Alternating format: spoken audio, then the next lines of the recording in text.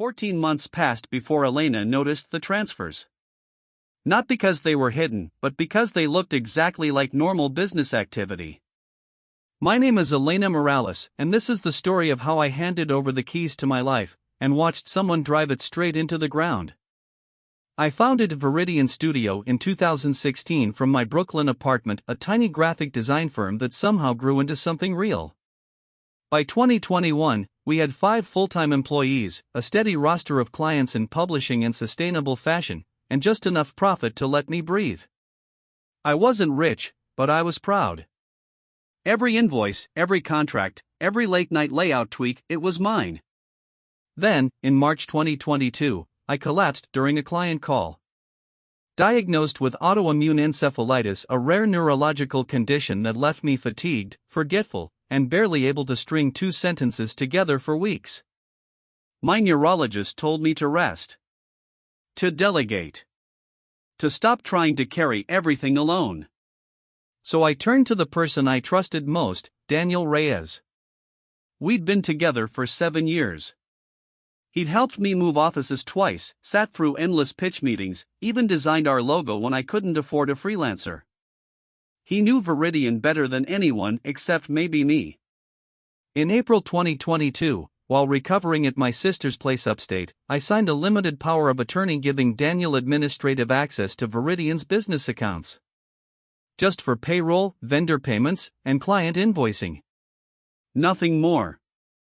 I remember lying in that sunlit guest room, phone propped on my chest, watching him click accept on DocuSign. He smiled and said, "Don't worry, Lena. I've got you." I believed him. For months, everything seemed fine.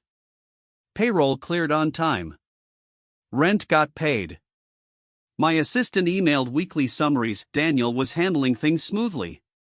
I started physical therapy. Regained some strength.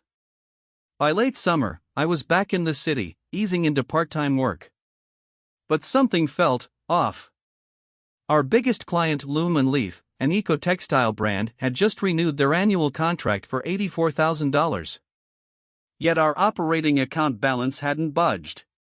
When I asked Daniel, he shrugged. "They're paying in installments," he said. "Standard for big contracts now."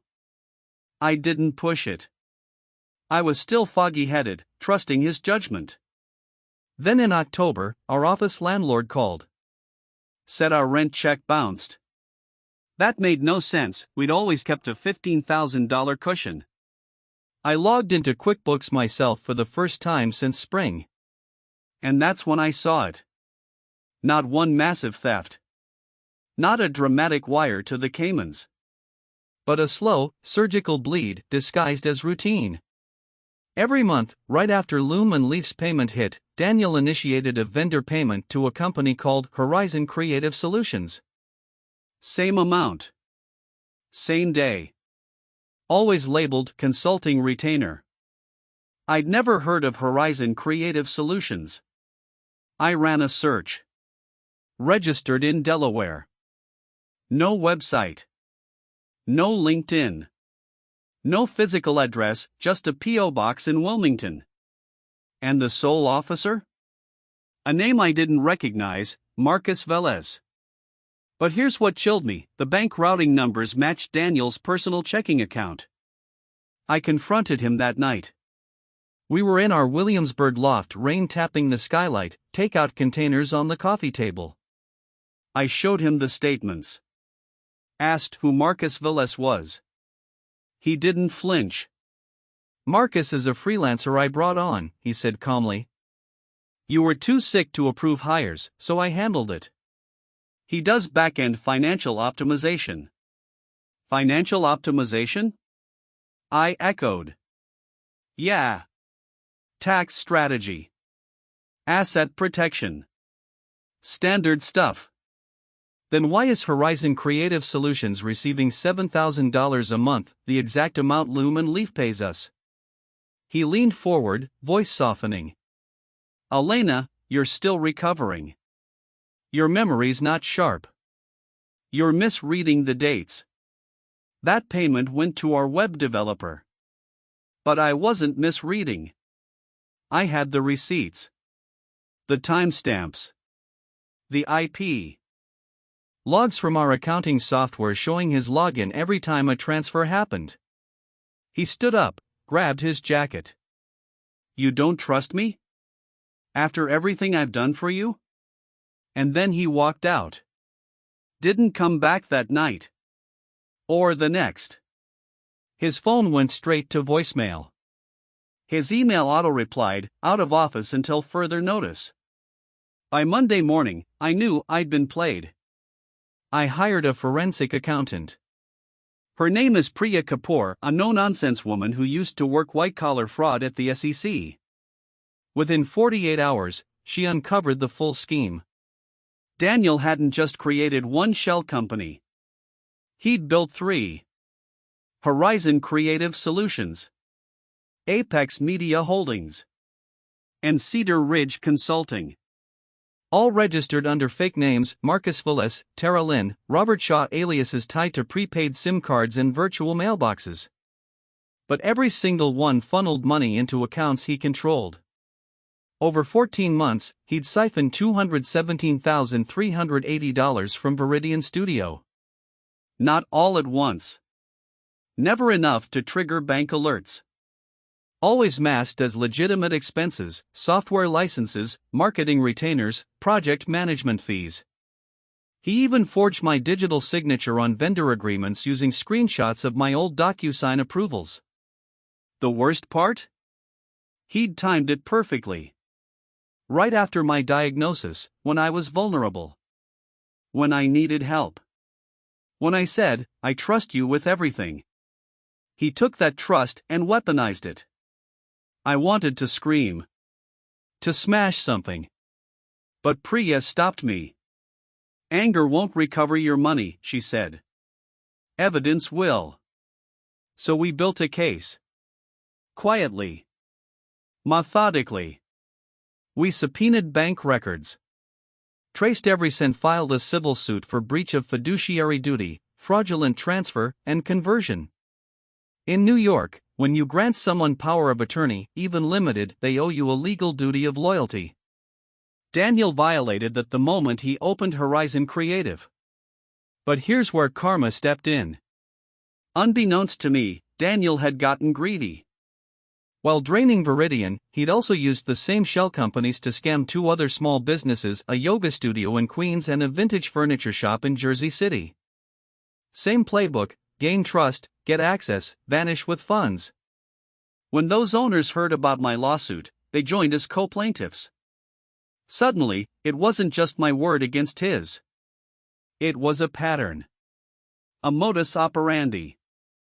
And that caught the attention of the Manhattan District Attorney's Financial Crimes Unit. In February 2024, almost 2 years after he walked out, Daniel was arrested. Not for civil fraud. For criminal wire fraud and identity theft. I sat in the courtroom the day he pleaded guilty. He looked smaller. Older. Wore a cheap suit that didn't fit. His lawyer argued for leniency, first offense, mental health struggles, blah blah blah. But the judge wasn't buying it. She pointed to the meticulous planning, the forged documents, the deliberate targeting of people during medical crises. This wasn't opportunistic, she said. It was predatory. He got 18 months in federal prison. Ordered to pay full restitution, $392,000 across all victims. And banned from holding any financial authority over another business for 10 years. As he was led away in cuffs, he turned and met my eyes. Not with remorse. With resentment. Like I'd betrayed him by expecting honesty. Viridian Studio survived. Barely. I had to lay off 2 staff members temporarily. Took a personal loan to cover back rent. But clients stuck with me. My team rallied.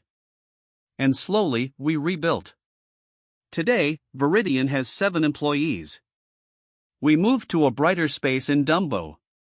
And I have ironclad financial controls, dual approvals for payments over $1,000, monthly third-party audits, 0 shared logins. I also learned something harder: trust isn't a blank check.